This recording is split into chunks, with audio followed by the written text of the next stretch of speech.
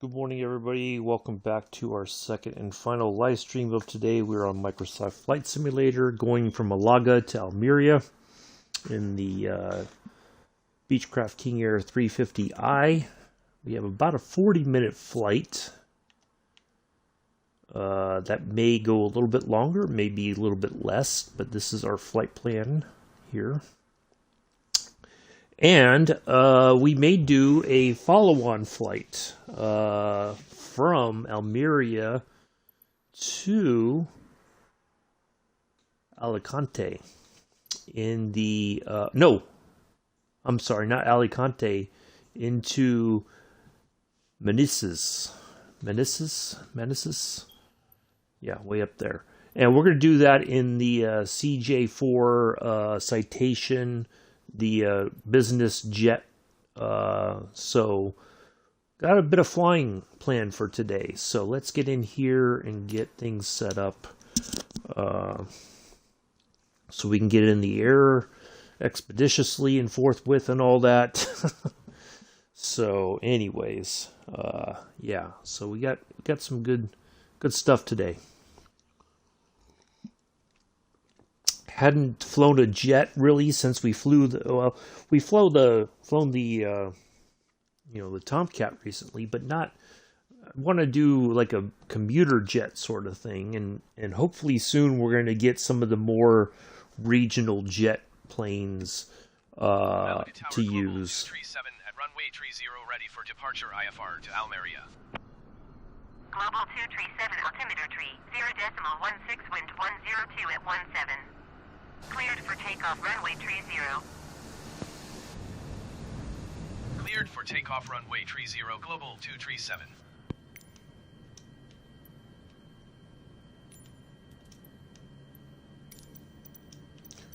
So let's just get all of our stuff set up. And 8,000 feet.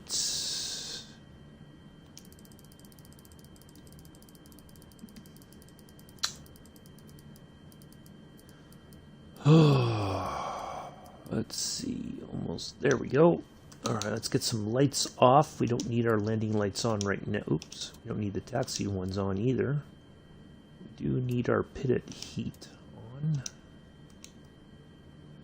And I think that should do. Let's just have a quick look around. Everything looks good.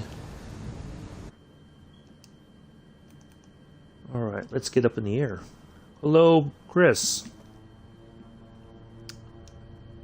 Yeah, I got a little heated earlier today, and I do apologize about that. It was a very difficult race to get through, and I wish we could have stuck with it, but it just didn't seem like it was going to work out in our favor. So hopefully Paul Ricard treats us a little bit better tomorrow.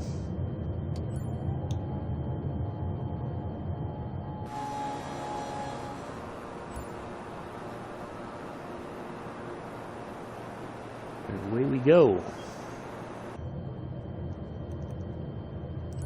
Might as well get. Global 237 contact Madrid Center on 118.275. Good day. Going to 118. So that should pick up the track now. Here we go. Madrid Center global 237 is passing 1,000 feet, climbing 8,000 feet. Global 237 Madrid Center altimeter 29.9 continue as planned. Yeah, it was bad, Chris. I should have just skipped it and just gone ahead to Paul Ricard. It was just too. I was thinking, like in Forza Motorsports at least, on a track like that, and I don't know if there's a way to keep practicing at it. Oh, you gotta be. Alright, we're already having problems with the stream. Oh, there we go. On YouTube, of course. You could get the car to. You could set up the car and work on the setup, and it doesn't seem like you can do that in the Formula One game. For whatever reasons. So I don't really know what to do. I don't, the practice session, of course, didn't go very well. It went quicker than,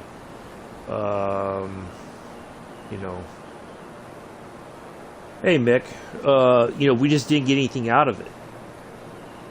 The practice session. So yeah, it was very difficult to figure out what we could have done to the car. Maybe I should have looked at like car setup as an option. I don't know if F2 has that. I think when we do Paul Ricard tomorrow, we'll have a look at it to see if we can figure out, tinker with the setups. If we just always do the middle of the road stuff, of course, we're never going to improve. But yeah, if there's a way we could try to, yeah. So I'm guessing either Aircast or Twitter. YouTube is having some issues. So just be aware that the stream health is a bit off, so you may want to watch over on Twitch, the Posh channel, so to speak. Global 237, climb and maintain 11,000 feet. Alright, that's our expected altitude. Maintain 11,000 feet, Global 237. I want to get a little bit of speed before we start climbing. Because we definitely were slow on that one, and I didn't want the plane to stall. Yeah, let's get a little bit up here, and then we can dial in the 11,000 now. That's our expected cruise altitude for the entire flight.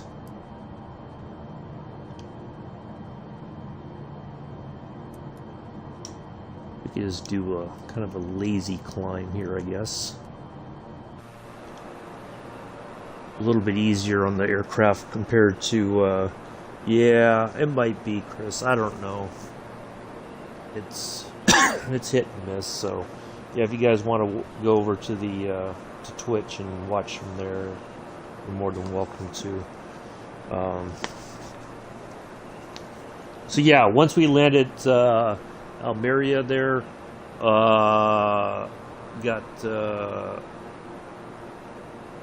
we'll pop over to the citation, the CJ4 citation, and do a quick flight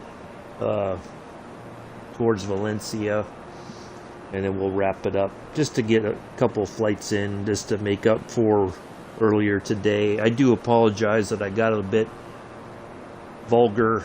It was very frustrating. I shouldn't have let a video game get me to that point. But and I knew it was going to be a hard weekend. You can't expect to win all the races. I think that's very unreasonable. But hold on just a second. I'm going to take a sip of my coffee.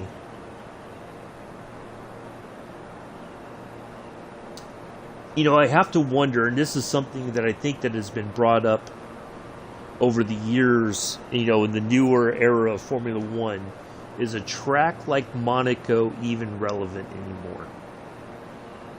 I mean, let's be honest. For all the talk about passing and making the show more exciting, so to speak. Felt like I was getting told off. No, it wasn't you, Mick. No, I wouldn't tell you off like that in a stream. If we had some issues, trust me, I would hammer it out with you in a direct message or something. But no, I wouldn't do that to you, man. I respect you too much to do that. So you should know that. But anyway, so yeah, is a track like Monaco relevant? Because the only way you really have a shot at winning at Monaco is that you got to qualify on pole. The only way you're going to pass, in theory, is in the pits. You're going to have your strategy. You're going to have to change your strategy as the race unfolds to try to second guess everybody else and try to gain positions in the pits. That's the only way. You could, in theory, try to pass on the main straight, but you can quickly run out of space or run out of room as you get towards the first corner. And if you cut the corner, of course, then you're looking at a penalty because maybe the other driver isn't going to give you any room, and your only option is to cut the corner. Yeah, you know, if you look at the 60s and maybe even the early 70s, the cars were fast, but the track was still, I think, capable of handling, you know, the F1 show. And now it's to the point now with the cars being faster and you know, and a bit bigger. If you look at the size of the car compared to the cars of the 60s, you know, even before the advent of the aerodynamics and everything, ground effects and all that, you know, the old Lotus 49, you know, where there was no aero kit at all. It was just down to the skill of the driver, you know, all that. Yeah, even the old F2 cars from back then were quite small. I think they were using like V6s, or maybe even in some cases inline 6s to try to save on the weight and everything.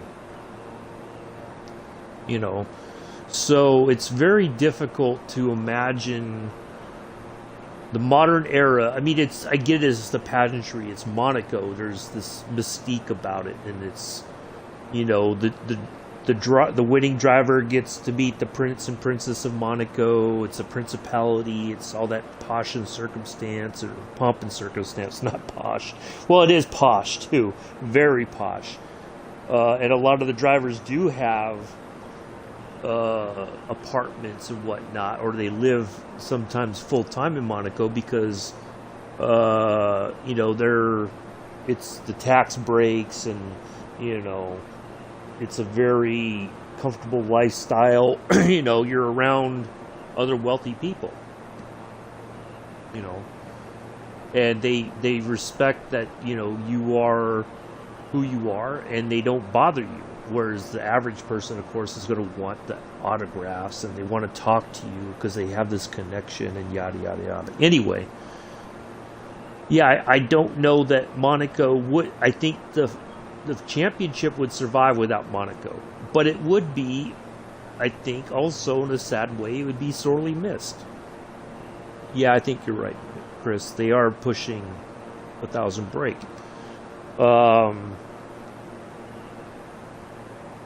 Well, I think it's 1,000 brake horsepower. Without some sort of system management, I think they would be pushing a lot more. But they're trying to keep it where all things are being equal. And that's not something that, you know... The old turbo cars were pushing at least 1,100 brake, if not more. Well, you had the qualifying engine, which was ramped up. You turned up the turbo and just went for it. Matter of fact, I have a video, a DVD, and I haven't watched it in a while, but it was really fun to watch. It's all about the Porsche 935. I wasn't expecting 15,000 feet. I dialed in 15,000 feet global 237. Okay. That was, I put in 15 or 11.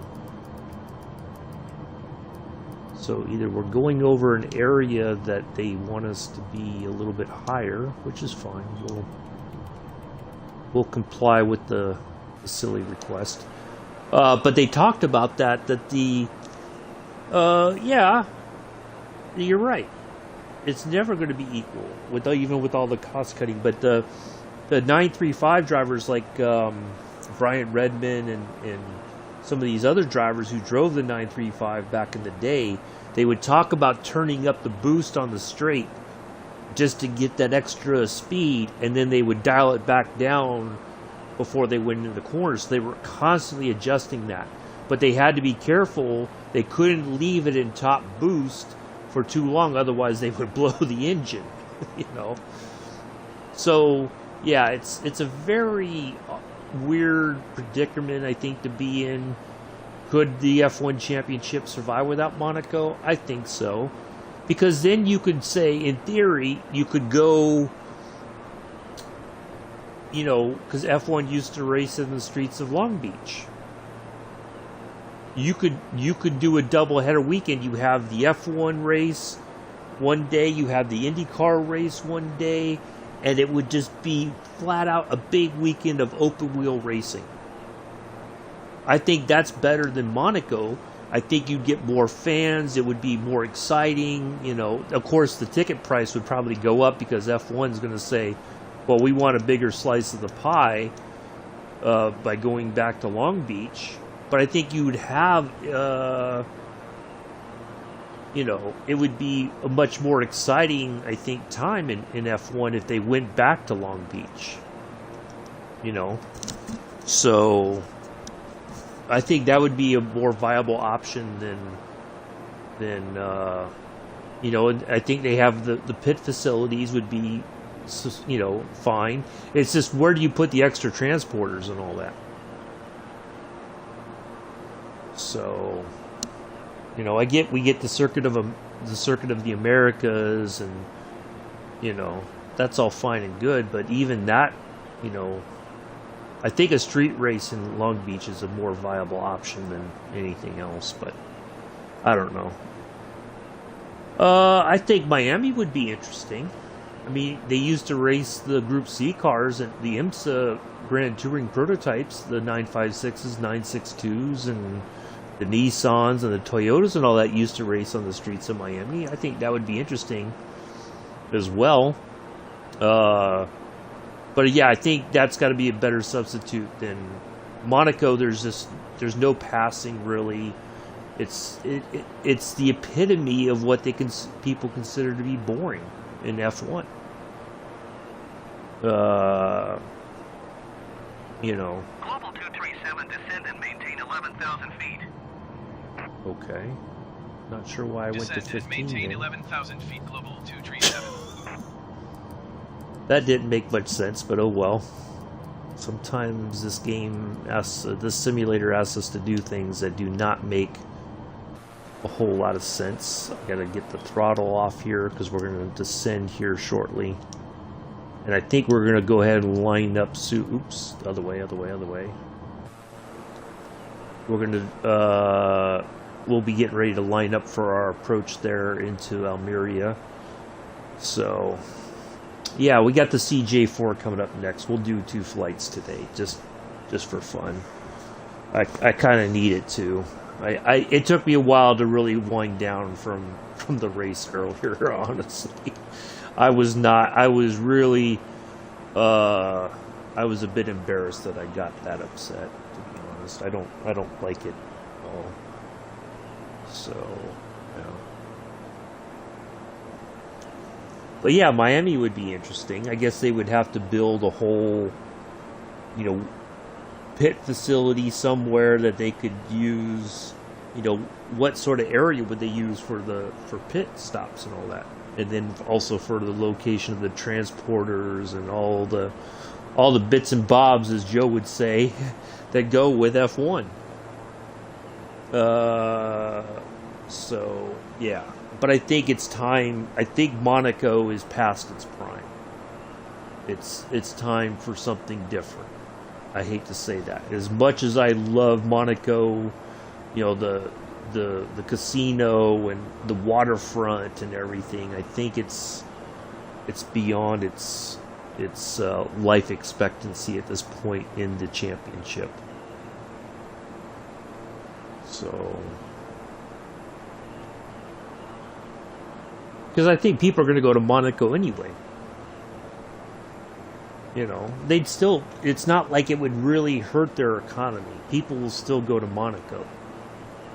Regardless. Now, what they can do is, I would still, if I was the organizers for historic F1, I would still have a race weekend there in lieu of the F1, the newer F1 cars. I think the historic thing probably draws more of a crowd than the newer cars do. I would love to go see the historic F1 race at Monaco. I think that would be fantastic. But yeah, the newer cars, I just don't.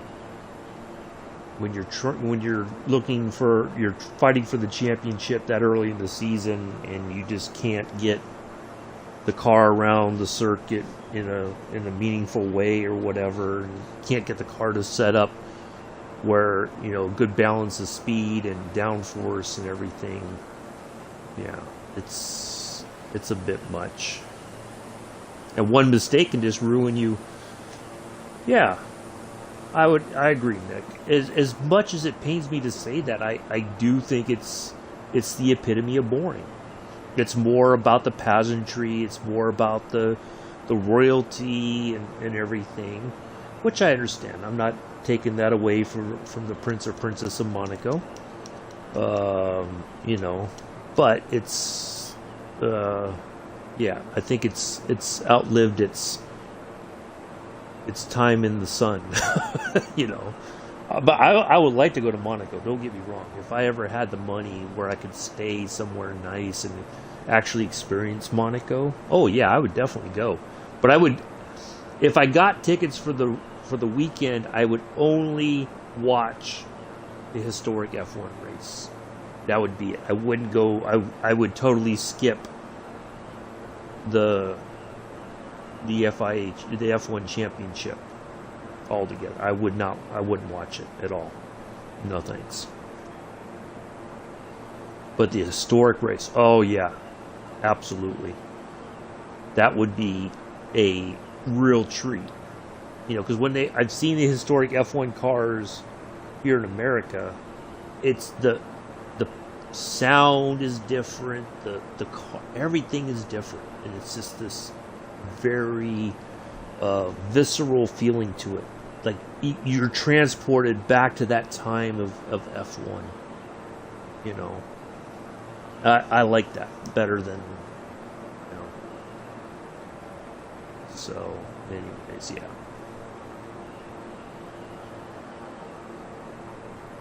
And I think too, you know, in a racing game, you know, we don't have the time to try to dial in the car precisely and get it. You know, it's like you get these decisions and that's it. You know, you can only get, these are your choices for setting up the car, and that's all you get. So it does make it a lot harder to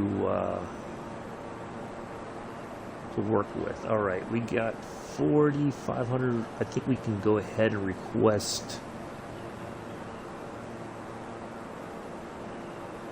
6,000 feet, or 5,000 feet. Sorry, not 6,000, 5,000 feet. Madrid Center Global 237. Request 5,000 feet. Global 237, request denied. Oh, wow. I guess because we're over the mountains.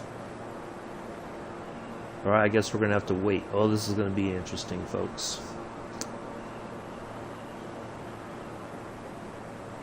Yeah.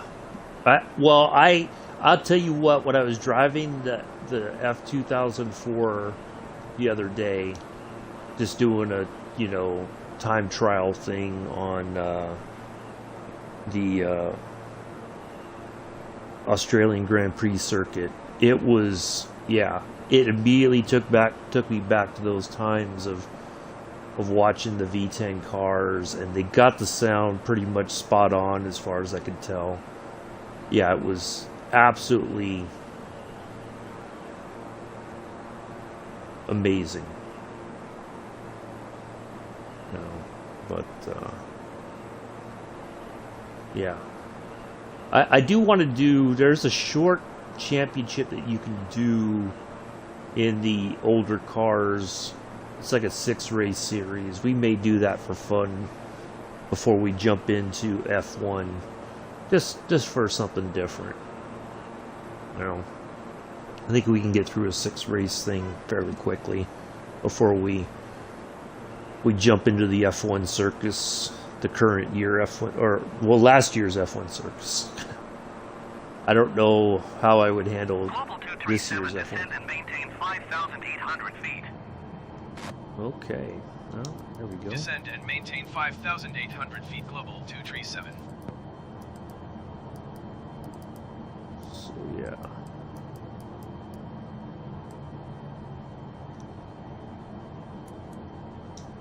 Anyway, all right, we are getting ready to line up here for our arrival here into Almería. There is a guy on YouTube that has, his videos are just absolutely incredible, just mind-blowingly awesome. And 19 Bozzy, B-O-Z-Z-Y 92, I think is his name. Yeah, go check him out. Go check out his videos.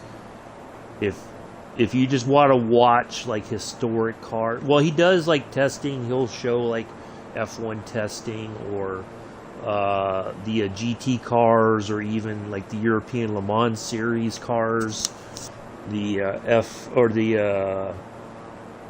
LMP2, LMP3 cars testing there at Monza, I think.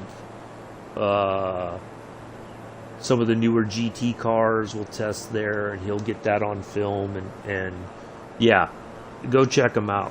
Matter of fact, I'll hold on a second. I'll put a link to his channel in the chat here in just a moment here. Oops, that's not what I wanted. Let's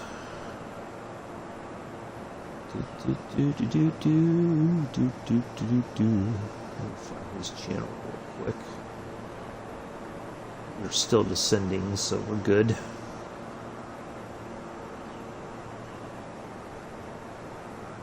Where's he on the list?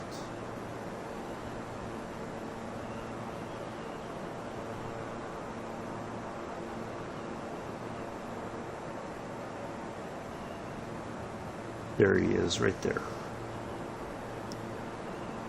Yeah, check him out.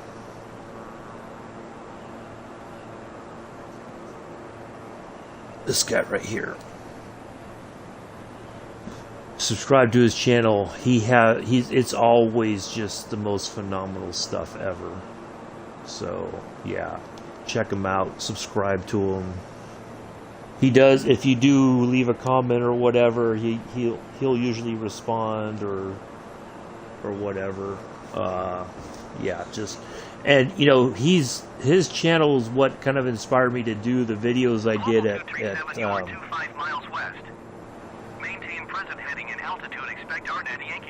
the Greenwich Concours d'Elegance. You know, trying to capture the cars as they're coming into the field, and you know, walking around the cars. He does some of that too. He's done some car show stuff as well. But yeah, do check out his channel, and he links up with. There's a couple other YouTubers that he links up with that they share the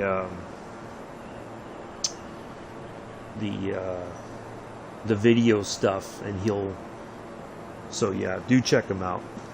Top stuff, really just.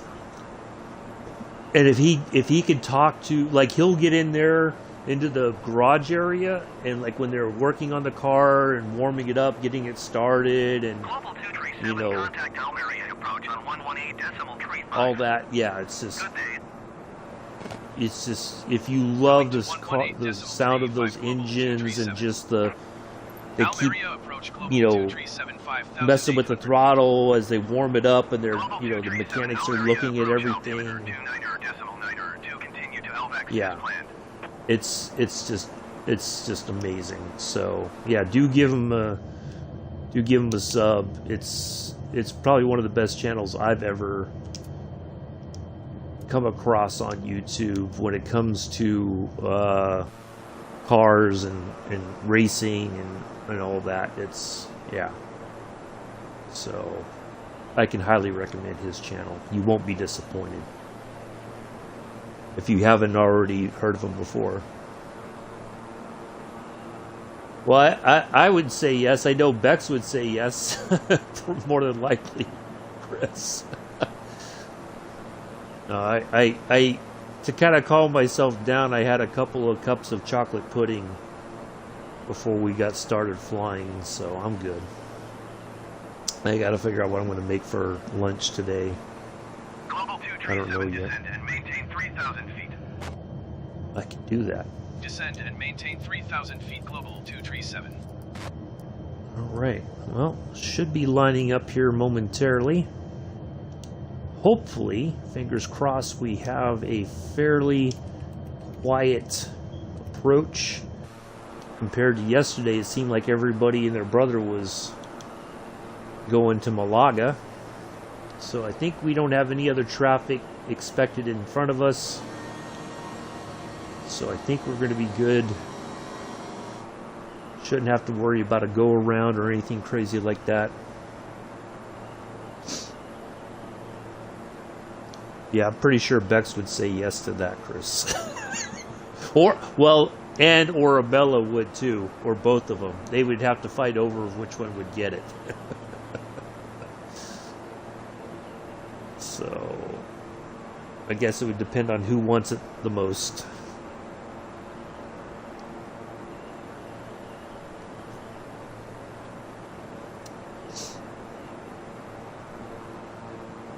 I don't think either one would fight fair over it either.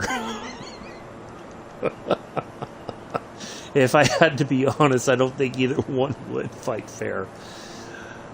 I would recommend. I was looking at the just kind of getting an idea of the area of Almería. Very interesting history. And this whole area here, the Roquetas de Mar. This whole area is supposed to be like a very popular tourist destination. Now, I don't know. Doesn't really feel very touristy. Global 237, But I you could are be 14 wrong. miles west of Almería. Contact Almería Tower on 118.35 when inbound on the approach. Tower on 118.35 Global 237. Almería Tower Global 237 13 miles west inbound RNAV Yankee runway 07 approach. Global 237 Almería Tower. Altimeter 29.9 2 and 271 at tree. Cleared RNAV Yankee runway 07 approach. Cleared RNAV Yankee runway 07 approach Global 237. Yeah, that's true, Chris. But as food, especially, depending on what it is, if it's pork, then I know Amela would say no. But yeah. Otherwise, yes, absolutely, I would agree to that. But I think Amela would say, "Well, what's in it? Oh, I can't have that." Because I know since Amela's Muslim, she can't or he can't have pork. So, which is, I mean, that's, you know, Amela's choice. I would, well, I guess I could live without pork. I like chicken enough that, you know, chicken or fish. If I had to give up pork, I would be a bit disappointed, but I think I could live with it if I absolutely had to.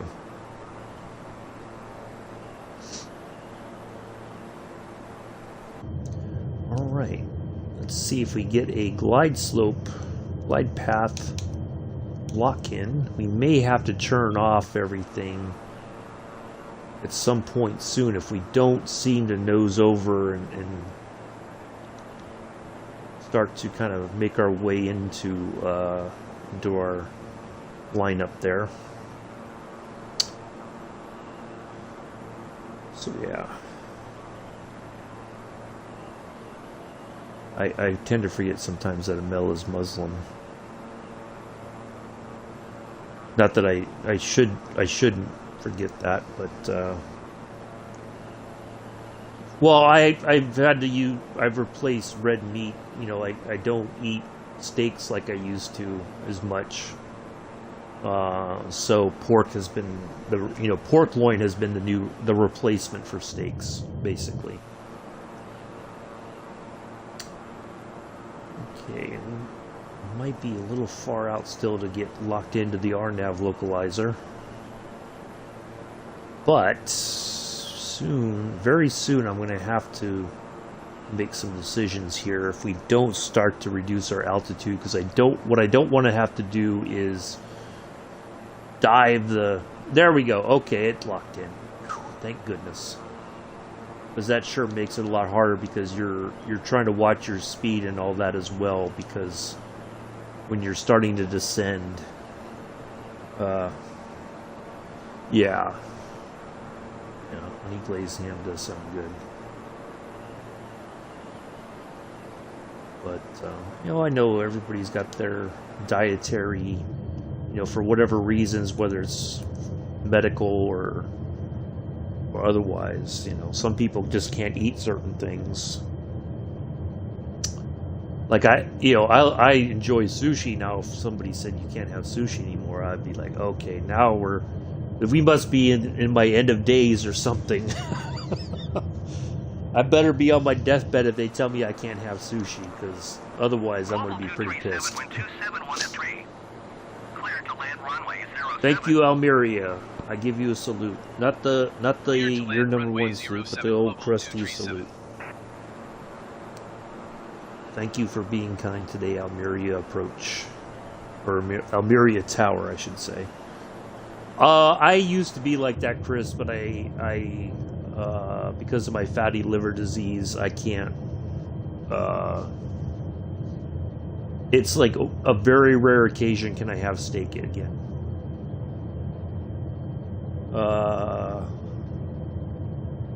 Strawberries, yeah. Some people, it's an allergy thing. Sushi, it's an acquired taste, kind of.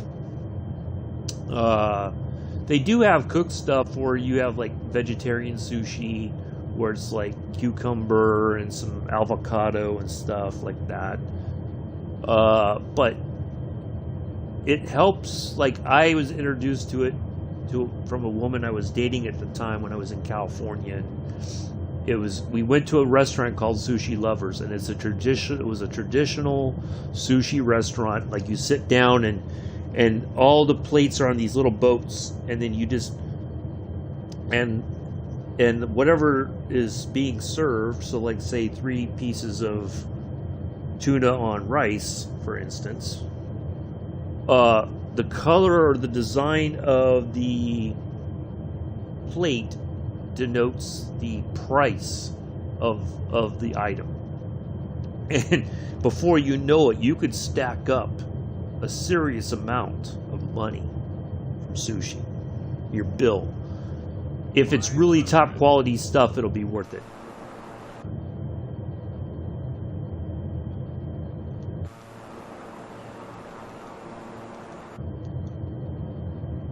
Alright, let's go ahead and get autopilot off.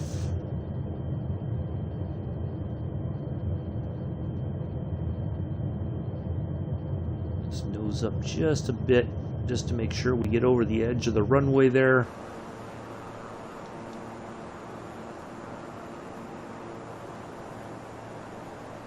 Alright, and let's go ahead and just coast on in here.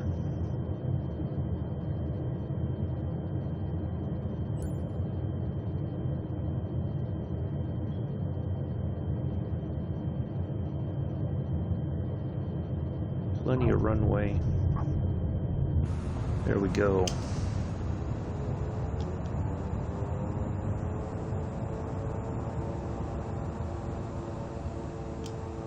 Global 237 exit runway when able. I can do that.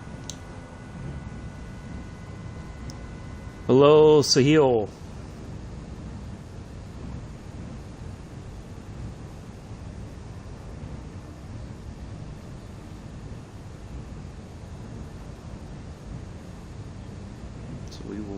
Turn off here, call in for our parking spot, which should be right over yonder. I don't think that's going to change. Global 2 237, turn next taxiway.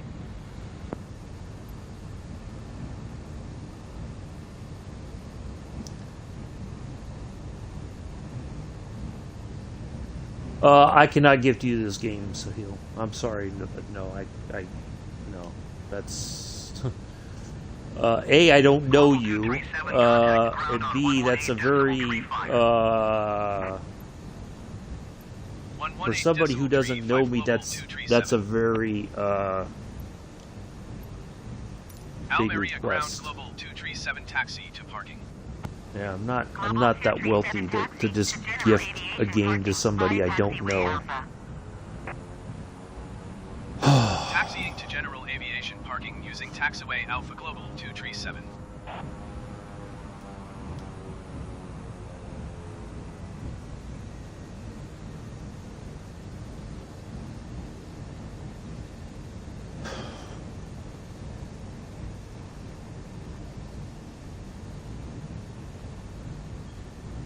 Yeah, that's a rather no, I can't do that either.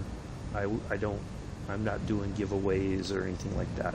So I'm sorry, but yeah, that's a very large request that I cannot ever comply with. Sorry, but no. Yeah, not even, I wouldn't. That's not what I want my channel to be about. So yeah, please stop asking. That's a bit rude, to be honest. To come into my channel and and do that. That's not appropriate. If you want to come and hang out and watch me fly, you're more than welcome to. But yeah, I can't. I'm in no position to award stuff like that.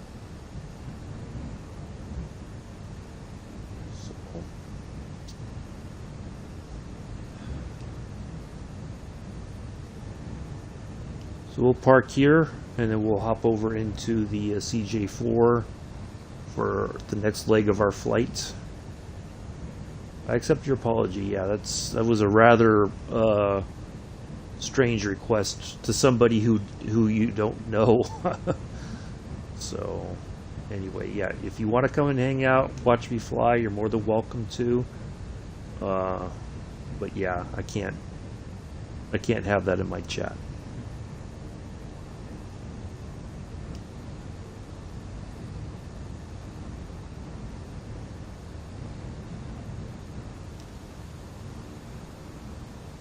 Alright, there's our parking spot. Went a little wide here so we can try to make our way into here.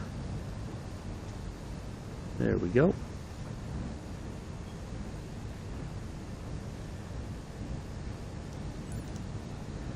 There we go, right there.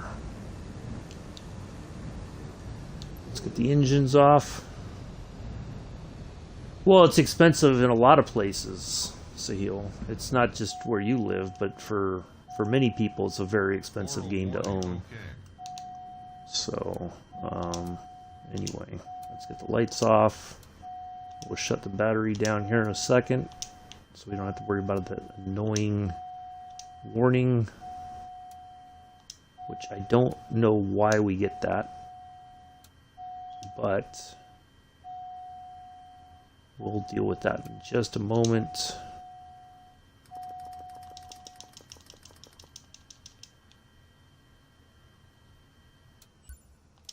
There we go. All right. Okay, let's go out here.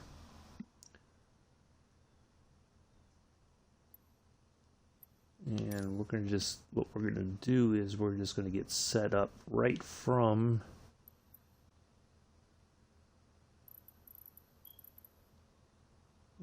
that's not where I wanted.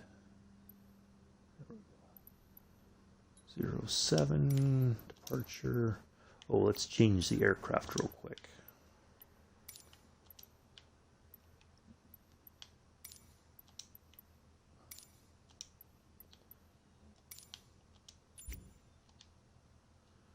Yeah, we're going to go all the way to Alicante. I think that's what I wrote. No, it's not there. It's right. Where'd it go? There it is, right there. Nope. That's not what I wanted. Should be past that.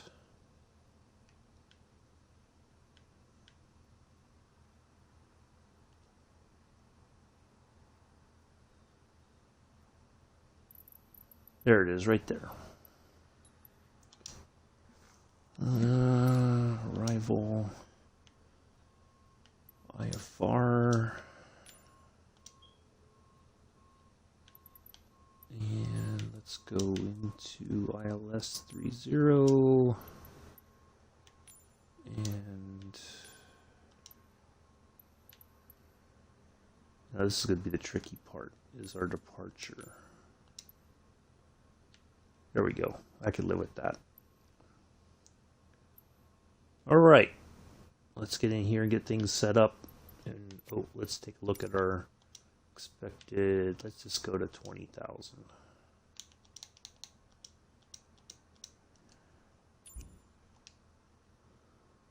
I think that's reasonable. Nice, Mick. I think you're going to love it. You're going to have a blast flying that. And with if you've got the flight stick and everything, whatever you've got there at home on your computer, you're going to really enjoy flying it.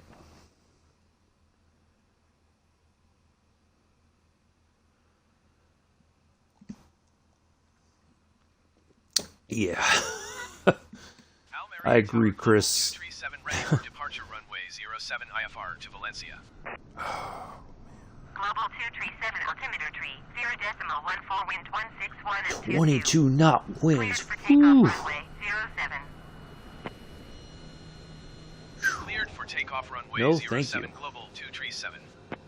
All right, let's get our altitude dialed in, 9,000. That should be no problem getting there very quickly in this plane.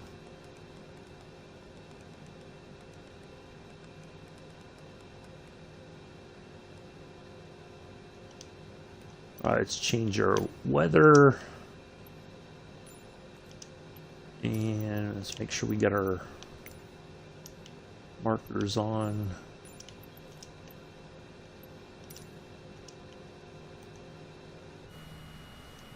Okay, just a quick look around here. Just look a little jet, and just to kind of refamiliarize myself, there's our nav mode, and autopilot should be right there. All right, let's get in the air.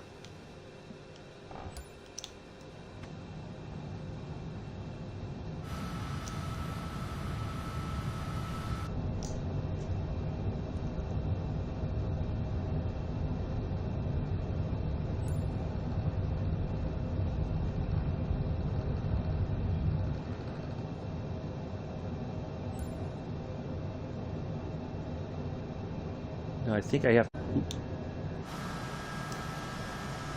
I didn't want to save a screenshot. Global 237 contact Madrid Center on 118.275.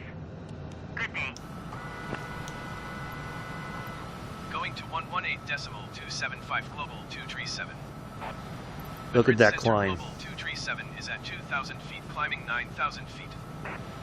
Global 237 Madrid Center altimeter 29.9 to continue to Alpha Mike as planned.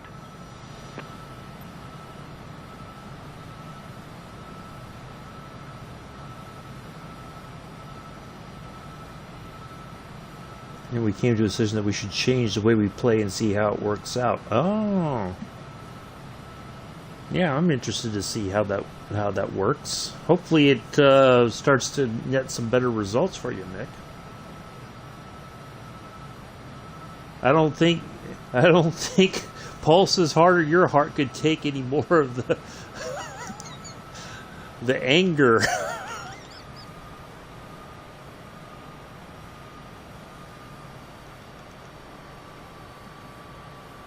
I know for sure that one night I thought for sure, or Pulse was gonna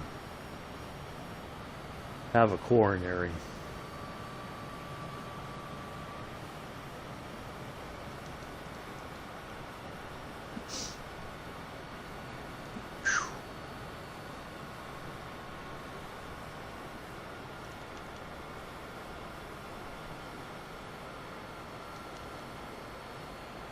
Wow, look at that. We got the 9,000 PDQ.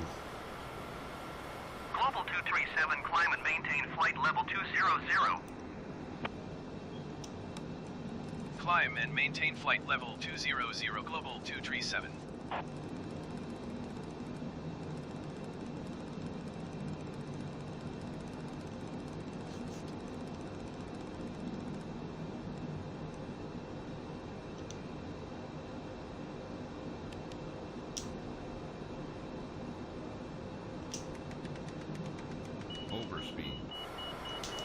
Ooh, wow.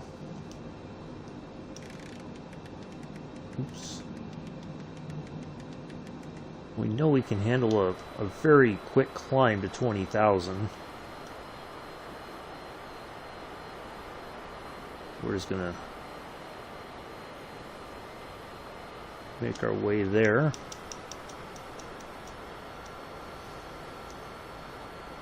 They have a team working on pro clubs now, but they're slow on fixing any of it. Yeah. Uh-oh, the sandwich shop is closed. Oops-a-daisy. Yeah. You know, it's interesting. I saw a thing the other day on YouTube that the servers for Diablo 2 have been down.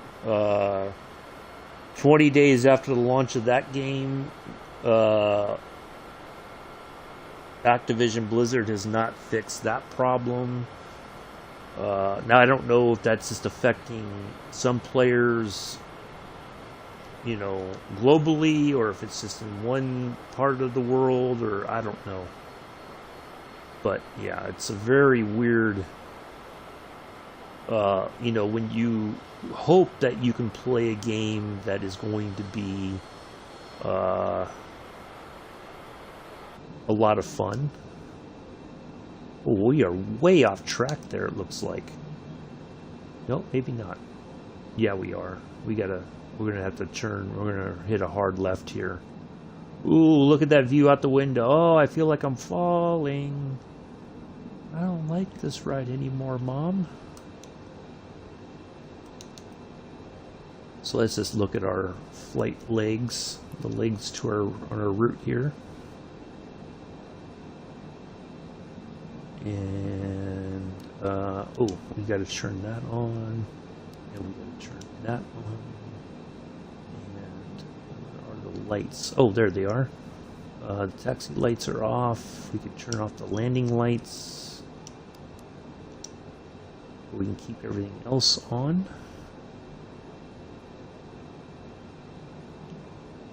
There we go. Now we're back on track. And I figured we'd do a little jet flying. But yeah, there's always, it seems that whenever things are weird in a multiplayer sort of setting, it takes them forever to figure out how to fix the problem. You know, what sort of things have to happen in order for the problems to be dealt with. You know, because then either you go from one extreme to the other. Either you make it too difficult, or some people will say, well, now it's too easy. You know, there's no winning. There's no, you know, how do you find the middle ground in all of that? You know, that's the tricky part, I think. So, because no matter what you do, it seems like there's always going to be people who are unhappy.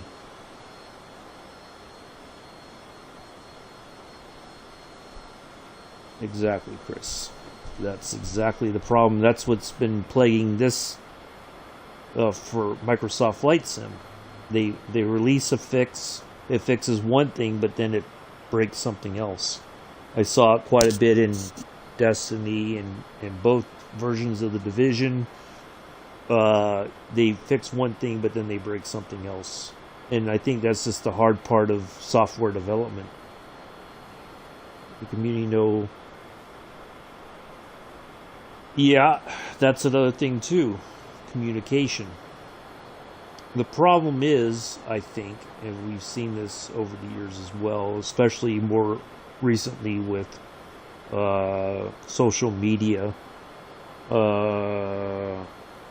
They attempt to communicate, right? Or we'll use Dovetail Games for instance, right? They can admit, okay, yep, the launch did not go, as well as we hoped, but the content is out there, and we're working on fixes, so please do enjoy the content while we work on the fixes. Right? That's pretty much the messaging. Right? Not, which is fine.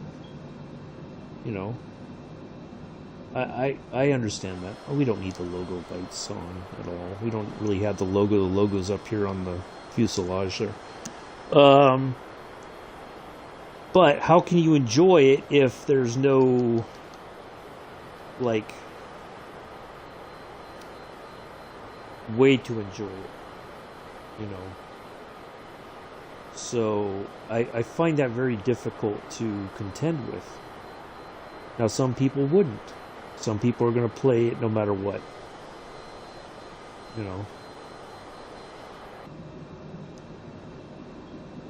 We're doing this wide right-hander here. Coming around, and we'll start making our way to Meneses. I'm not sure. I'm probably butchering that name, but anyway. So yeah, how do you contend with that? And it's hard because no matter what a company does, also, you're going to have people it's going to lead to frustrations where some people are like, oh, my game's working fine, and other people are like, but it's not working for me. And part of that may be down to your internet connections, your PC, if it's, how old is it? Can it really, in theory, run the game? Because all these people who make games for PC, they put, the minimum requirements. And if you don't look at that and you ignore it, then yeah, the game's not going to run very well at all. That's just the truth.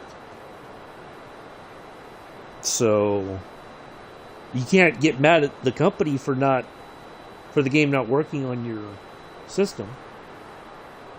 If you have an older generation computer, or you're trying to play it on a laptop that doesn't have a very good graphics card.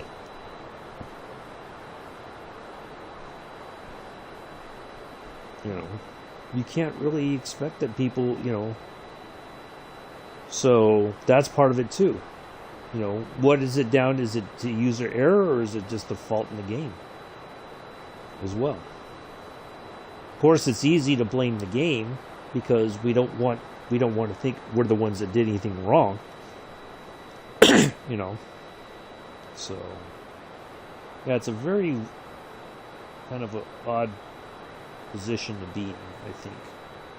I wouldn't want to be a game developer because not only are the working conditions on average very toxic, but the community can get very toxic. I remember Matt saying he had to, and I think Joe Burgess said they had to leave some of the Discords because people were getting so nasty with them.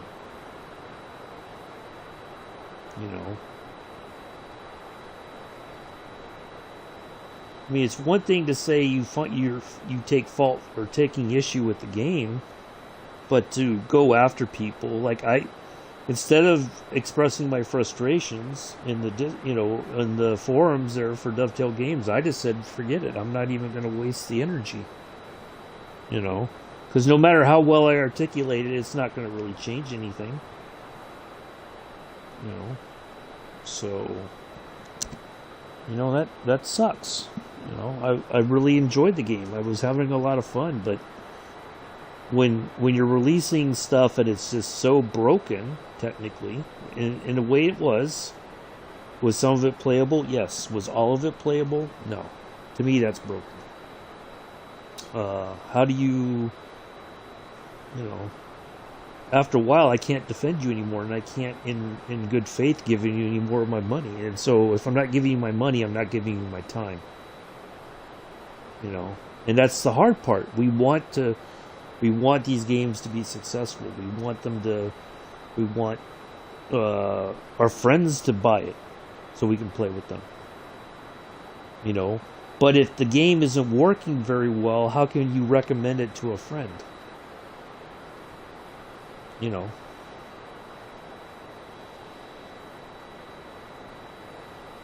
That's not fair to your friendship.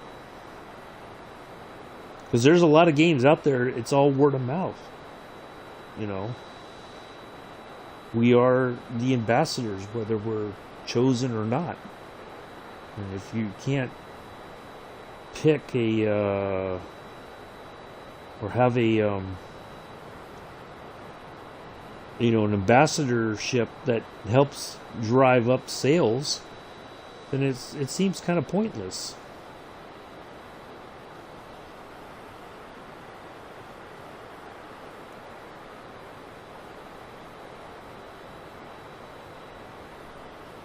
You know.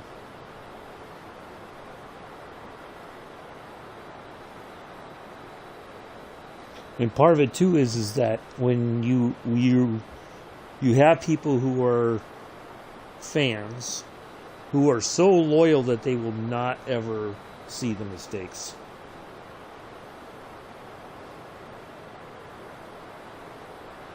It's the death wishers about games that's what annoys me the most.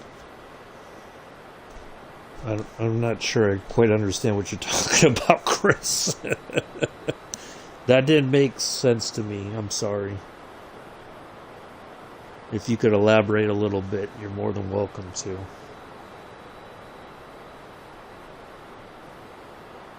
I'm not sure what you mean by that. Or do you mean that the people in the community who go in and say, the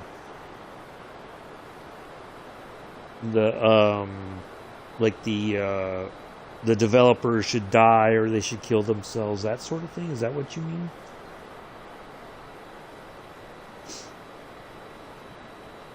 And I don't agree with that. Thinking about harming somebody and all that, and it's when you're so frustrated and you get to that point. That's not and I've been there myself. It's not a very healthy place to be.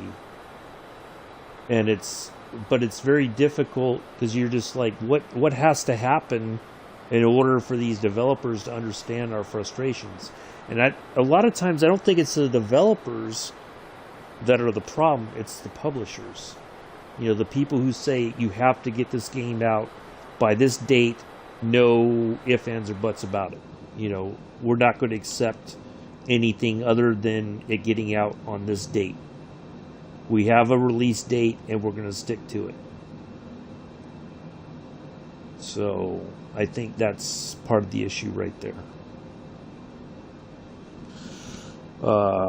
So yeah, the publishers mean to have the developers stick to that date, and there's not going to be anything that they can say or do that's going to change that.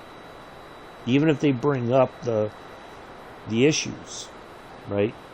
They're going to say, well, oh well, this is what you got to do, and we'll fix it later on. Or you're going to fix it later on. You're going to patch it, and you're going to keep patching it until it's fixed. So, yeah. So I don't necessarily blame the developers. It's the publishers on average that are the problem, because they don't want to give the developers time to work on an issue. But if you're not beholden, if you're self-publishing, then why don't you take the time to fix it? if you have to delay it to say, hey, look, we ran into some issues and we're trying to figure out a solution, and it's not something that is easily, we can't figure out what the solution might be, and it's troubling us, and we don't want to release a broken product because we don't want to disappoint the fans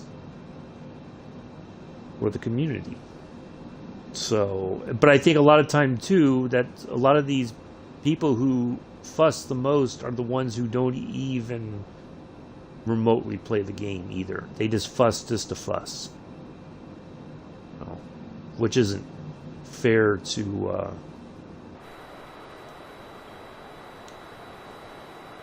anybody. But anyway, I'm going to step away. Yeah, I do like Joe. I never had anything against him. I know he's a Dovetail Games either contractor or / employee. He's done a lot of great things. He's always worked hard to try to make the routes that he works on as best as possible, whatever his part in that may be. So I don't hold any ill will against him. I'm going to be right back, folks.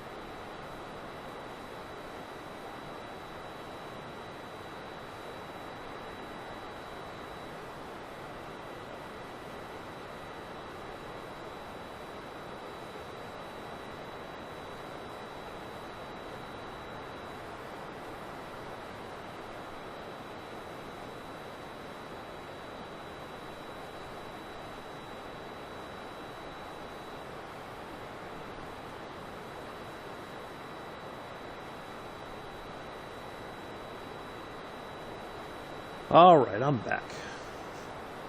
So anyway, yeah, that's but yeah, when it just seems that no matter how many times you hear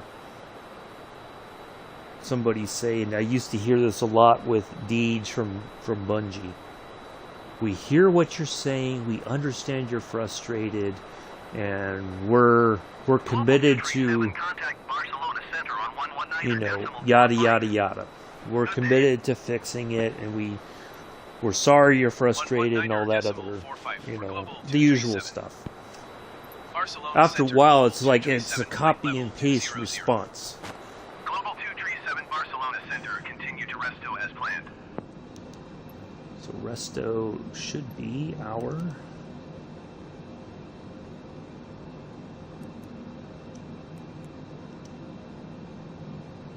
There we are. Resto. So Nargo is next.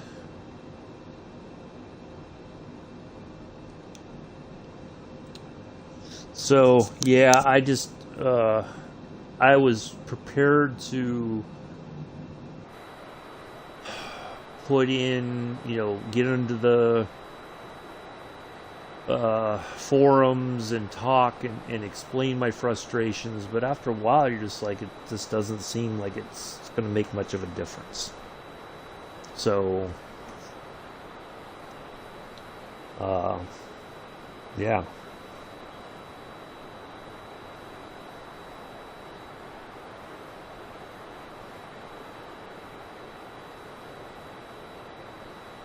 And it saddens me it got to that point.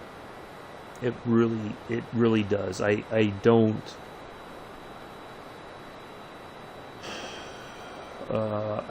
like that it got to that point at all.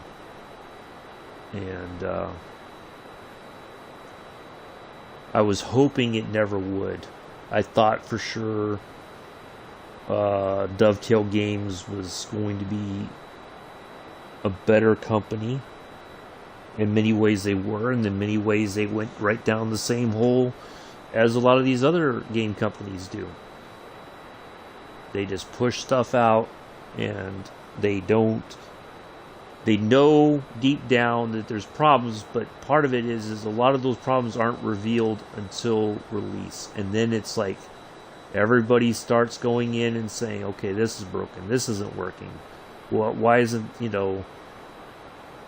and then they start compiling the to-do list. Okay, we're going to have to fix this, we're going to have to fix that, and so on and so forth. But part of it is I think they know that there's problems, but they don't know the extent of those problems until the root is released. And then when it's revealed, then it's like, oh crap. There's no other way to say it. They just have their oh crap moment. I've stayed away. At first I used to watch it, but it's only gotten worse over time, Chris. I totally understand that. It is chaotic. You can't, if you try to watch the chat, just in case you see somebody in there and you want to say hi to, or you want to ask a reasonable question, it's hard because you have these people who come in and just spam the same question over and over and over and over again. And when Sam ignores them, or Matt or Adam or whoever, or Natalie ignores the question, it emboldens them to keep spamming. I think there's times that Sam finally addresses it and says, look, I'm not going to answer that question, so if you're going to continue spamming, there's going to be repercussions. So, yeah, I don't know. It's a very weird sort of situation to be in. I used to look forward to the roadmaps. I really did, because I wanted to see what they were working on. What's coming out next? What's the latest and greatest? After a while, it just became not only chaotic, but it was becoming toxic. And part of that was just the way the community was interacting with them. Yeah, I haven't watched any of Joe's Train Sim World 2 streams, or any of his train stuff. And the bad part is, even if he's on a different game, right? It's not like people won't just enjoy the game for what it is. They'll come in and start asking questions, like he's in the cooking simulator right now.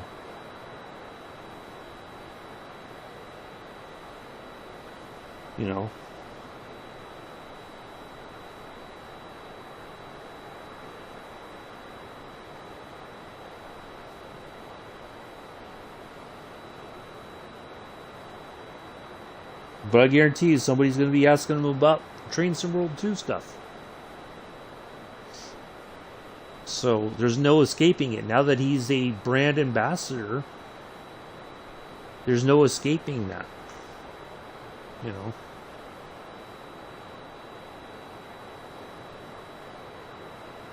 Once people know that you have an inside line to the powers that be, they're going to keep bugging you. Matter of fact, speaking of which, I had an interesting conversation with Pithers the other day. He messaged me, I think, during Mix Stream. I think. Yeah, not yesterday, the day before. And he said, I'll read it to you. Evening, mate.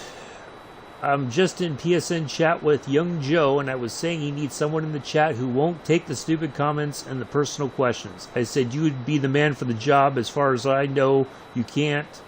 Don't like the stupid and personal questions. I said, like a mod then? He said, yeah. I said, well, I am or was on the list at one point. Not sure if that's something he's still thinking about, to be honest. He did say he would be looking for another mod soon.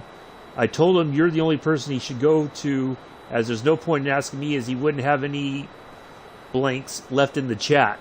I said I would have to do it on an alternate account so I can see everyone that I blocked on the main account, meaning the account that I'm using right now.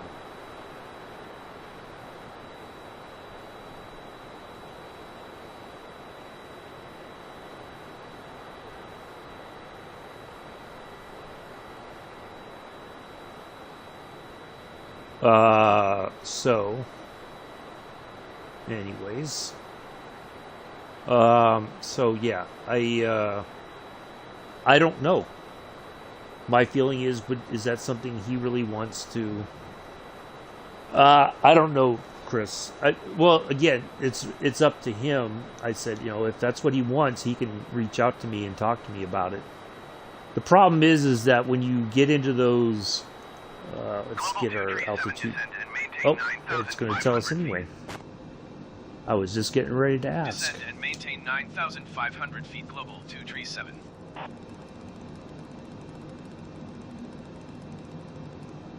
All right.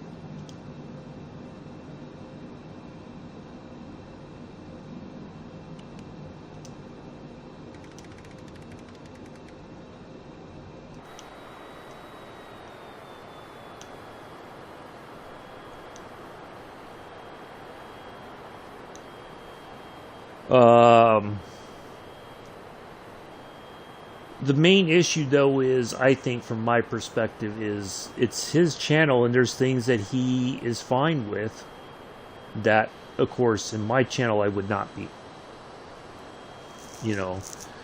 The person who came in earlier asking for me to buy them the game, he would probably laugh that off and go like, yeah, no, that's not going to happen. Have a nice day. Thanks for stopping by. Do subscribe and all that. It wouldn't bother him. And it didn't really bother me. It was just a very off-the-wall sort of request. To go in and think that a streamer would be capable of gifting you a copy of the game. I don't know that he's so much of a pushover. It's just that he lets a lot of things bounce off of him. He doesn't let it affect him. Whereas other people, when that's, he would say, Ryanair 1524, you are 42 miles north. Descend and maintain 4,200 feet. That's a rather personal question, or that's a very unusual request, or, there's a lot of ways that he would handle it much differently than I would. And part of it is just that he's young, and that's his personality. And I don't fault him for that. Whereas it's starting, I think the bigger problem is, I feel like I'm trying to talk over the ATC. The bigger problem is it's starting to affect other people in the chat. And how do you find a way to respect everybody in the chat? It's almost impossible to do. On a channel of his size, the amount of people who come in, especially he's gotten a lot of new people in, his memberships have increased, pretty well. So now it's the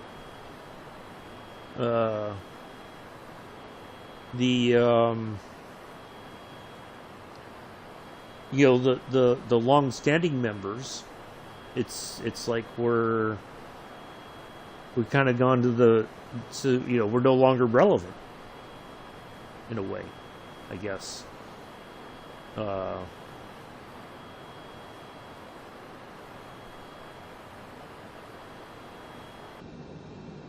think we need to expedite this.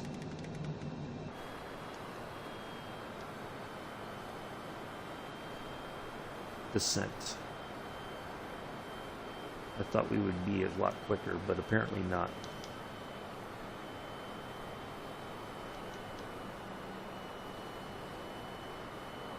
We got about 6,000 feet coming up. So yeah, it's just, I think his personality is to let a lot of things go, but eventually it starts to impact some of your regular viewers because people come in and say some outlandish stuff or whatever, and how do you...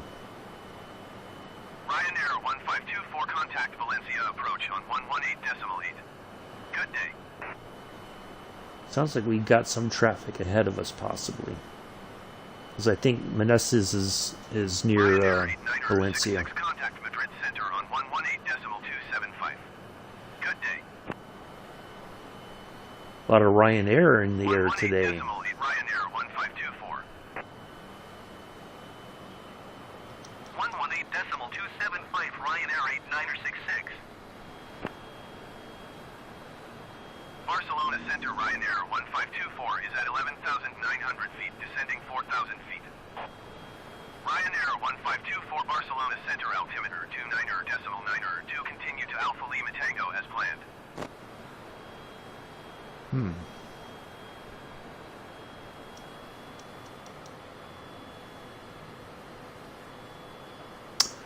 Well, yeah. I don't know. I honestly don't know if I would be the right person for the job. Because there wouldn't be much tolerating of anything. And I don't want it to ruin his channel, because some people may have legitimate questions. And that's the hard part. How do you separate the legitimate questions from the silliness? Right?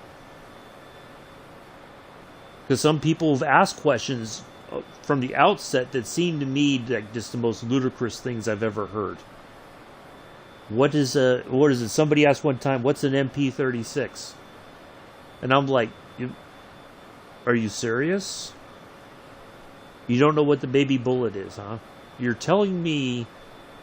And so part of it was the person was new to the game, didn't know about the content. But I took it as an insult, personal insult, because I'm like, how do you not know? I wouldn't say a personal insult.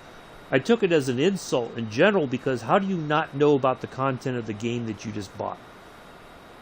Ryanair 1524, contact Valencia approach. Something's not adding up. You know. So yeah, I don't really know. It was a very weird sort of comment for somebody to make. I salute you, Barcelona Control. Going to Thank you. 120.1 global 237. You're an excellent control, Barcelona. Valencia You're so approach awesome. Global 237, 9,500 feet. Global 237 Valencia approach altimeter 29.902, continue to Big Ox as planned. Okay, that is right. And maintain 3,000 feet. Okay, I can do that. Descend I have and the maintain technology for 3,000 that. feet, Global 237. I always say Global that. 237, you are 31 miles southwest. Keep speed not above 210 knots. Expect ILS runway 30 approach via Papa November Delta transition. Alright, we are going to expedite this descent. Keep speed not above 210 knots. Expect ILS runway 30 approach via Papa November Delta transition. Cleared to Papa November Delta Global 237. Alright, so we have this weird approach coming into Valencia, or to Meneses. What to say, Valencia? We've got a kind of a strange approach. We're going to kind of go... It's like this weird box approach. And I should have zoomed in and showed you guys beforehand, but anyway. Landing gear. Let's go ahead and get some... Oh, nope, we don't want the landing gear just yet. So we can't even put the flaps down like we're used to help slow the plane down.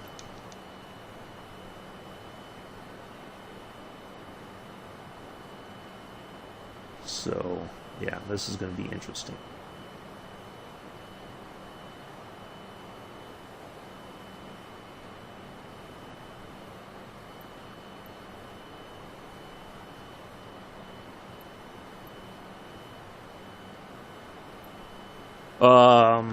So yeah, I don't know.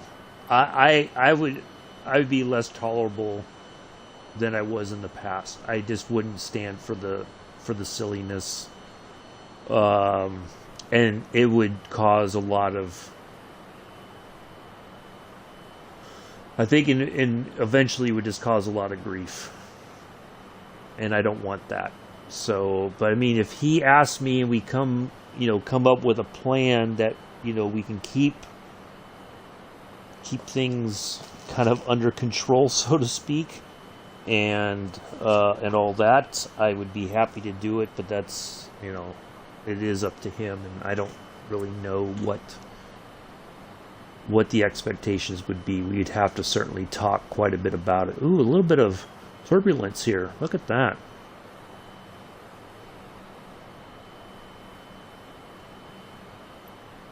A little bumping in the plane.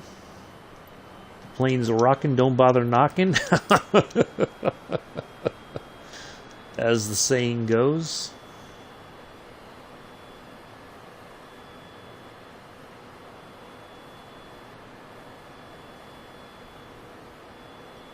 Wow, we are really low over these hills. Ooh-wee, look at that. Some interesting terrain, that's for sure. Wow, look at that.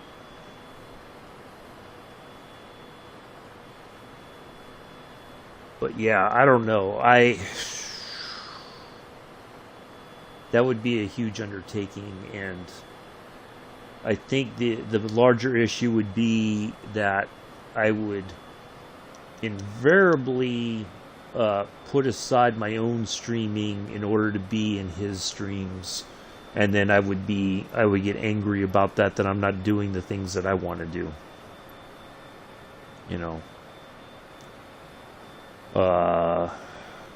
So, because I would treat, and this is just me, I think I would treat it like a job.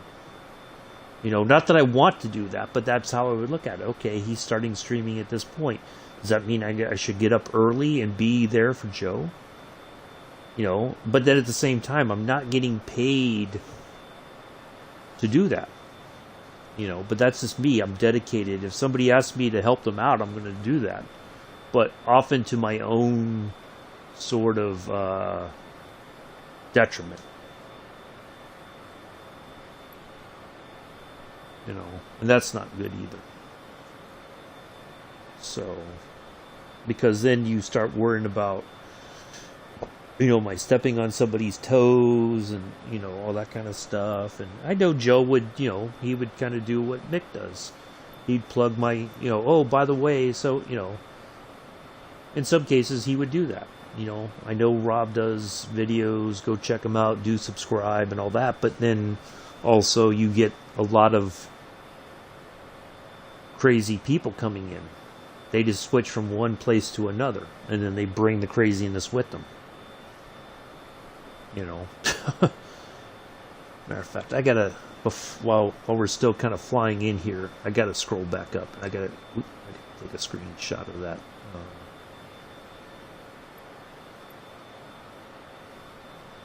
I gotta send this to.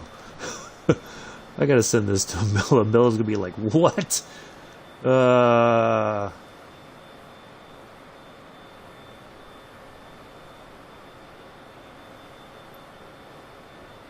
that's just too.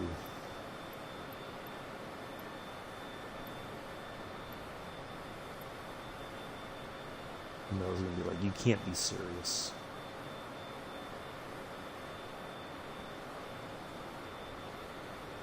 All right.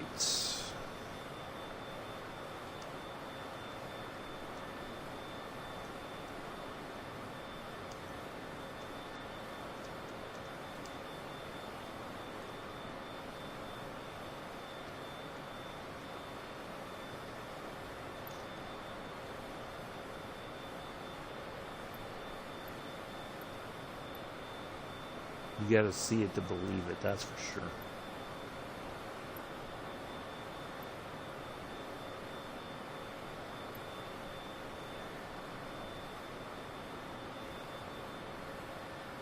If they came into mine and said the same thing, well, I mean, it was a rather odd request. Like, I don't know you like that, dude. I can't. That's not cool. Like, I wouldn't do that to anybody. I wouldn't do that to, like, Mick. Oh, hey, can you gift me Battlefield? Now, if Mick's like, hey, I got a code for Battlefield if you want it or whatever. That's a conversation him and I can have. You know, but to come into somebody's stream like that, that is just really, wow. You know, you know, it seems that there's a point, we're getting to a point now where people feel comfortable asking things like that. Just, you know, coming in and just saying, you know, asking for things that just don't make much sense, you know. So yeah, I really don't know what would prompt somebody to. Whew, yeah, that was a really weird one. I mean, I know we've had some strange things said sometimes, but that one really was like, wow. Yeah. So we're over Valencia, so I wonder where the F1 circuit is. Let's see if we see it as we come into our approach here. Maybe we'll see it.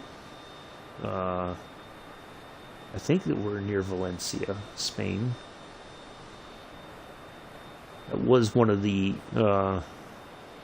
circuits on the calendar, I think, for some time. It may have been it might have been the Spanish Grand Prix before. Yeah, I couldn't either. Like, I would feel embarrassed, you know, but, you know, some people come into, they get codes or whatever, or like, you know, they have a way that they can gift those to people that they are close to, but I wouldn't dare ask anybody, no matter how long I've known them. I would feel kind of awkward by asking for such a thing like that.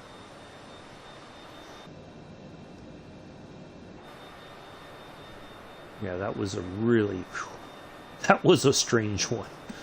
I think that takes the cake for strangeness in the stream chat. So, yeah. Between that and anybody who comes in and talks about webcam stuff, sexual stuff, that's another one.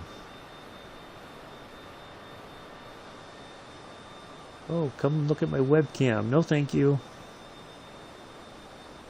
I don't know you like that. Have a little bit more self-respect, for God's sakes.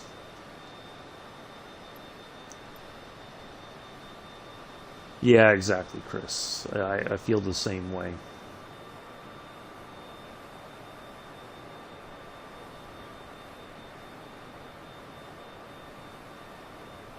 Yeah, people are just, I think they're, I don't know if it's like just like a sense of desperation of some kind, maybe, or what. That's the only thing it seems like. It's just people are getting desperate and will say nearly anything to, you know, out of that desperation. All right, I think we can safely, let's turn on our landing lights.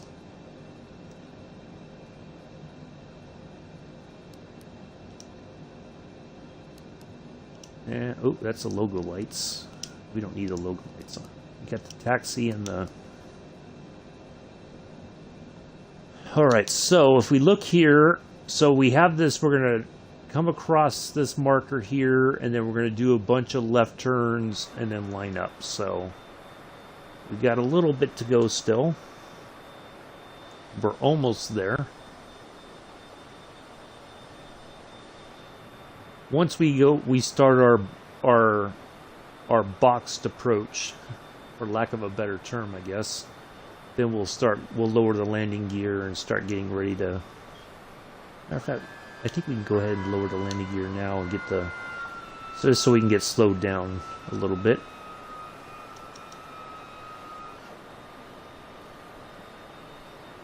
All right, landing gear deployed. First set of flaps.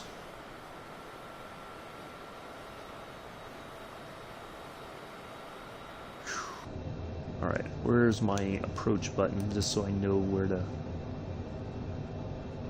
Should be right there. It is right there. Okay.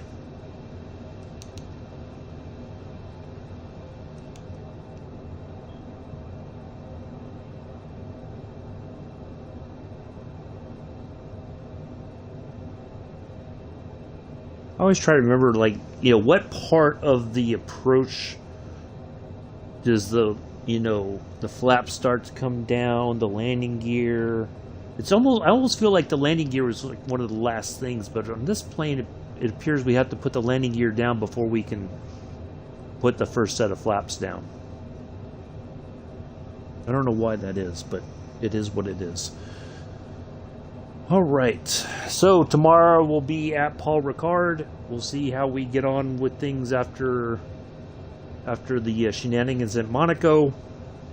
And then we are island hopping. I'll show you real quick the plan for tomorrow for flying, just so you can get an idea of where we're going to be at. Should be some nice scenery. And then Saturday we're doing the water flying. All right, I can do that. Descend and maintain 2,500 feet global 237.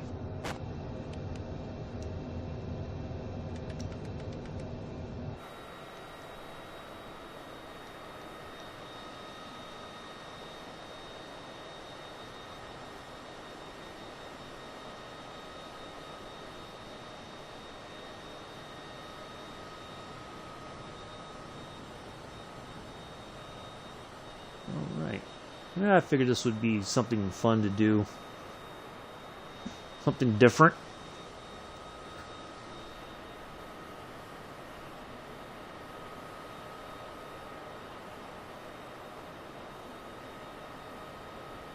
Global 237, you are 12 miles southeast of Valencia. Contact Valencia Tower on 118.55 when inbound on the approach. We got one more turn to make here. Tower on 118. Should be coming up any moment now. Valencia Thank Tower you. Global 237, 12 miles southeast inbound. Valencia ILS approach. runway 30 approach. You were Global awesome. 237 Valencia Tower. Altimeter 29.9er to wind 271 at tree. There we Clear go. ILS, All runway right. 30 approach. Cleared Once we ILS get the runway turn 30 in here, approach, we Global will 237.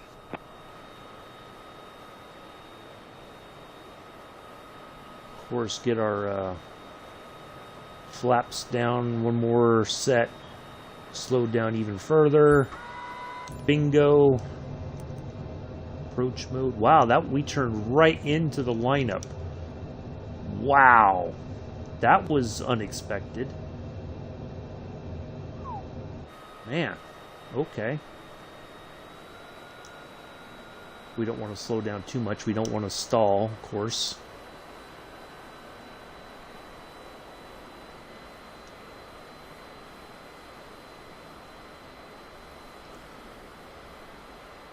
So port area here for sure. I kind of feel like when we made that long flight from Ibiza,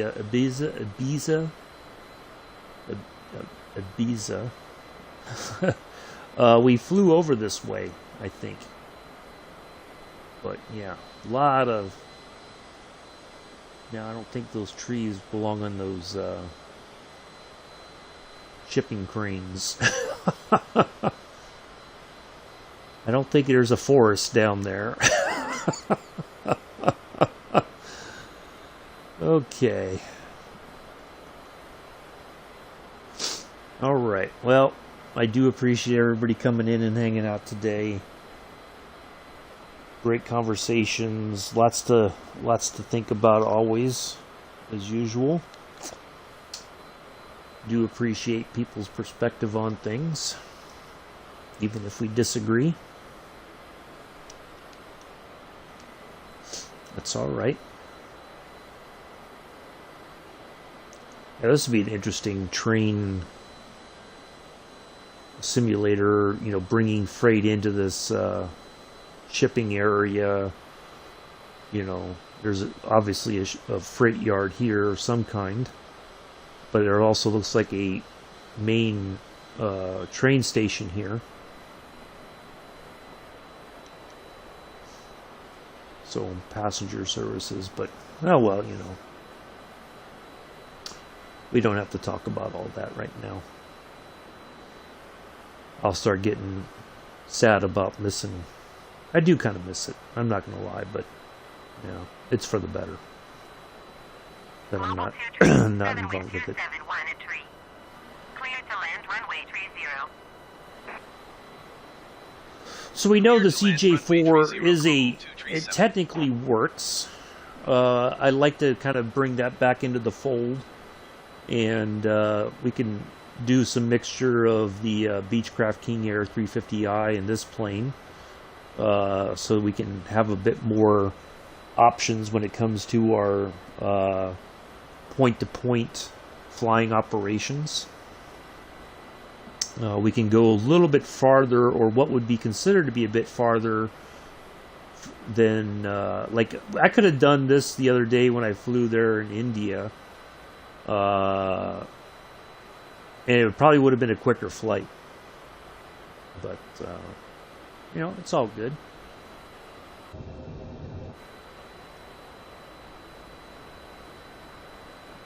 Yeah. Good flights today. Something I certainly needed that after earlier this morning. So yeah, it's all good. Oh, hello, Bex. How are you? Bex is in the house. Whoop whoop. It's been going well. So you just got here just in time for us to land here at Meneses. We're near Valencia, Spain, and we're going to be wrapping things up here in just a moment. Nice to see you, though. Glad to see you here. All that forthwith and such. All right. We should get the 500 here any moment now.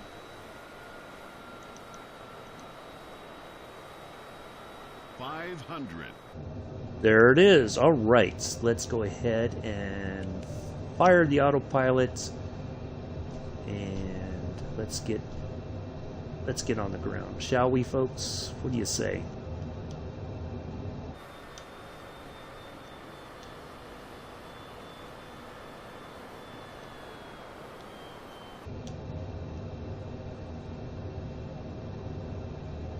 Uh-oh, I might have gone a little too... Ooh, crap. Yep, I landed way short there. I'm lucky I didn't crash. 121.875 global 237. Woo! Oh, I'm sorry to hear that, Bex. Wow, I came in a little short there. I got lucky there. Woo-wee!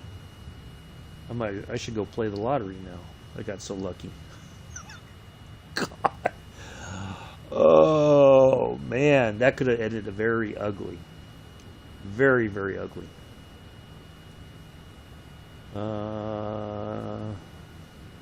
Let's go ahead and just get our... Valencia ground global 237. Oh, we'll go to the gates. Why not? Global 237, taxi to gate 12 using taxiway. Taxiing to gate 12 via taxiway global 237. Yeah, I've had a bit of a crazy day myself, Beck, so we're in the same boat, I guess. Good company. Good company.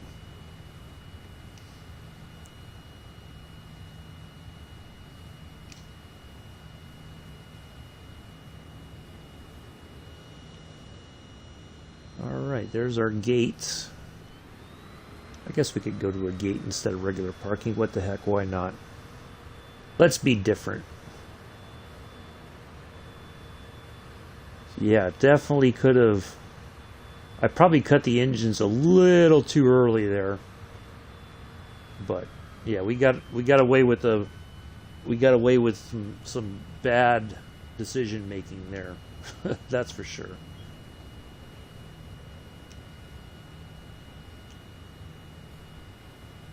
That could have ended very ugly. But it's all good.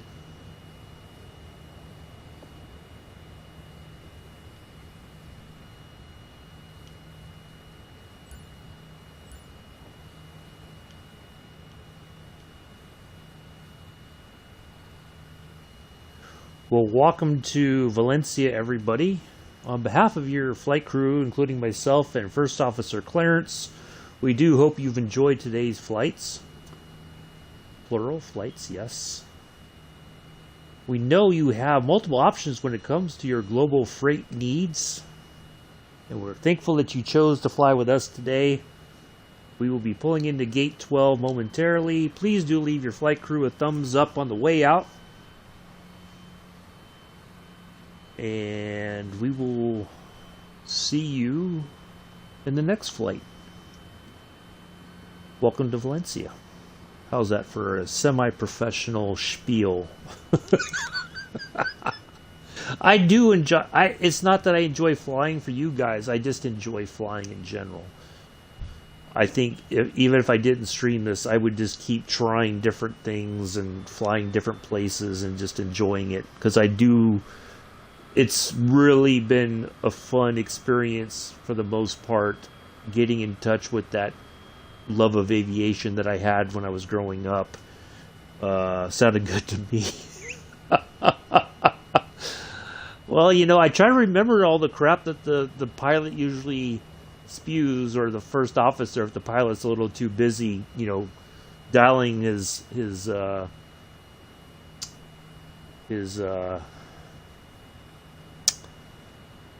area girlfriend, I guess.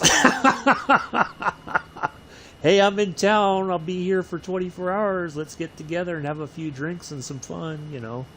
Can I pre-book for the next flight? Always, Chris. Well, you always know, unless I tell or put somewhere that I'm not flying, I will be flying somewhere in something.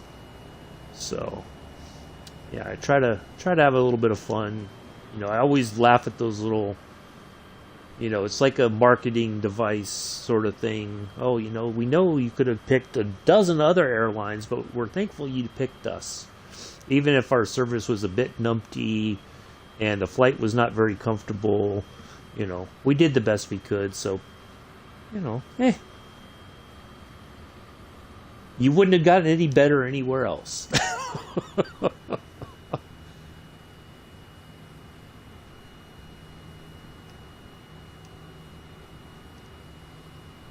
I'm going to find it as well.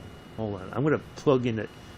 I don't know if they're doing any more videos, but there was these videos and they were just absolutely phenomenal. They actually showed this flight crew, the pilot, the co-pilot were both women, and it was just, they did an amazing job flying and landing a jetliner.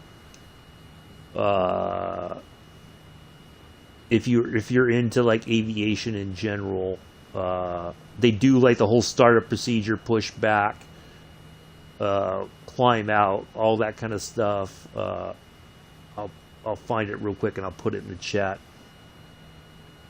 before we wrap things up. But we're going to talk about tomorrow's flight here in just a moment. So don't go anywhere just yet.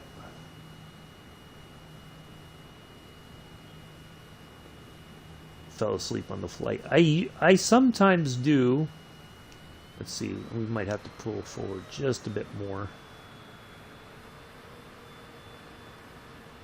I prefer the box to disappear because that usually denotes that we are in the right space. Oh, you know what? I think we have to be lined up on the line. That's what it is. Oh well.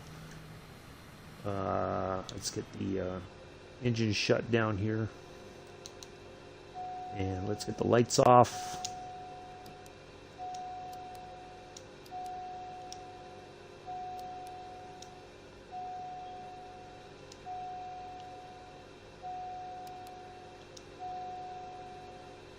Let's get that off. And let's get the warnings silenced, because that's just getting on my every last nerve. Warning, okay. I think so, Mick, but I'll find it here. All right, there we are. That's interesting. We didn't get all of the data there. Oh well. All right, so we've got 122 hours Still got to get some more nighttime flying done. All right, tomorrow. Matter of fact, let me just pull that up on YouTube real quick. I'll see if I can't find. I did subscribe to them, so I've got it saved in my list of subscriptions. I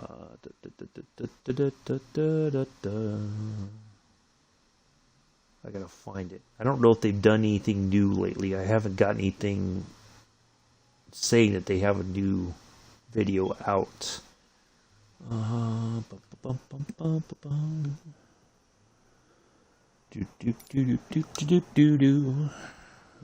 let me see if I can't find it.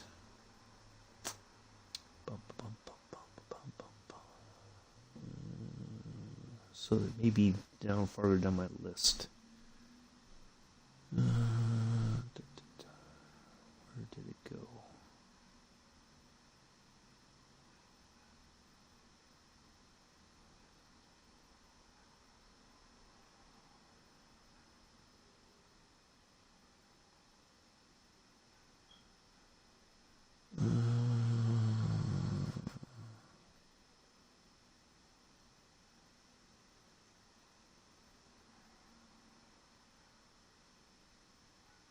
Where was it? Was it Flight Deck Life, maybe?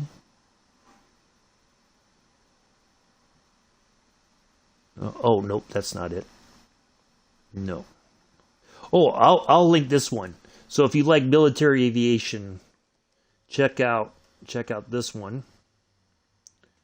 Talking about carrier aircraft,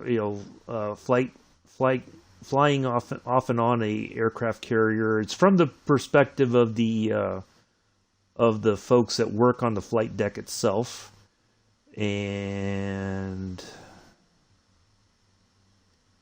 is it Classic Airlines? Nope, that's not it. Maybe it's Pilot Side TV. There we go. Yeah, it might be a while since they've had a new video out.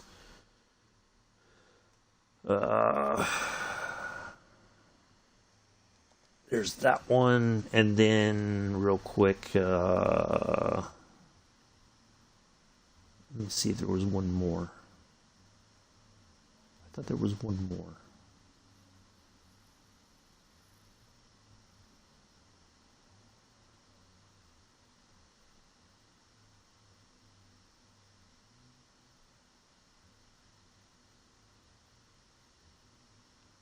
I think that was it. So, yeah, those two. Definitely check those out as well. All right, tomorrow's flight. Now that we've got that out the way, let's go back and get back into the 350i. Tomorrow's flight, and we will change livery, of course, to the Emerald Gold. So we are going to go right here. So we will be going to GCRR.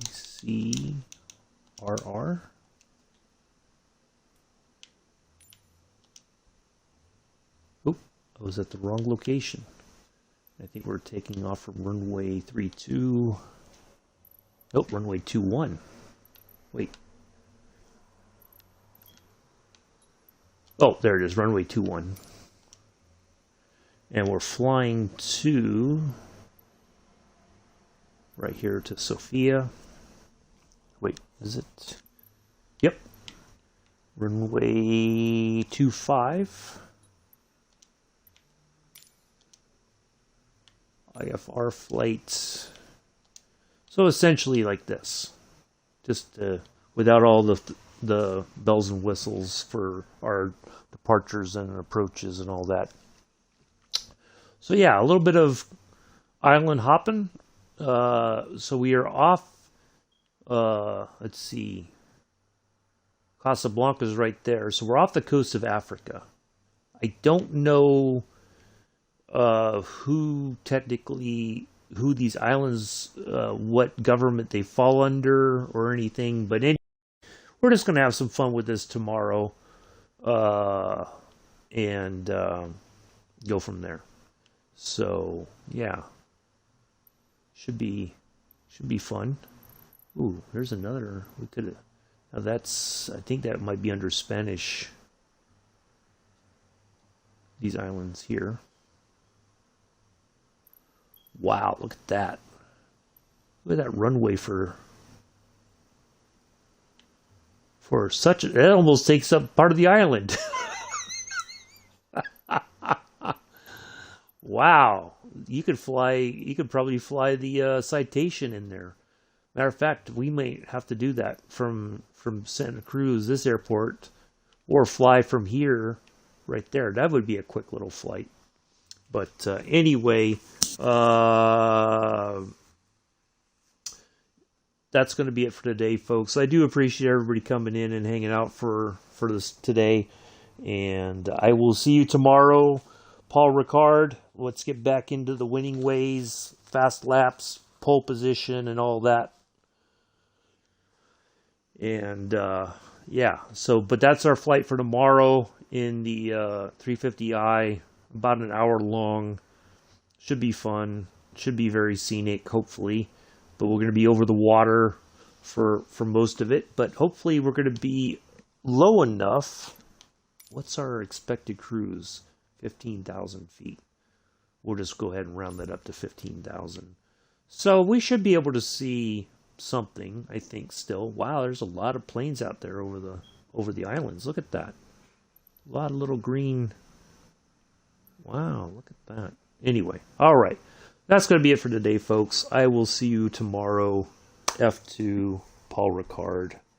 Let's see if we can bounce back from our mistakes today. So anyway, take care. Enjoy the rest of your Thursday. Peace. Live long and prosper.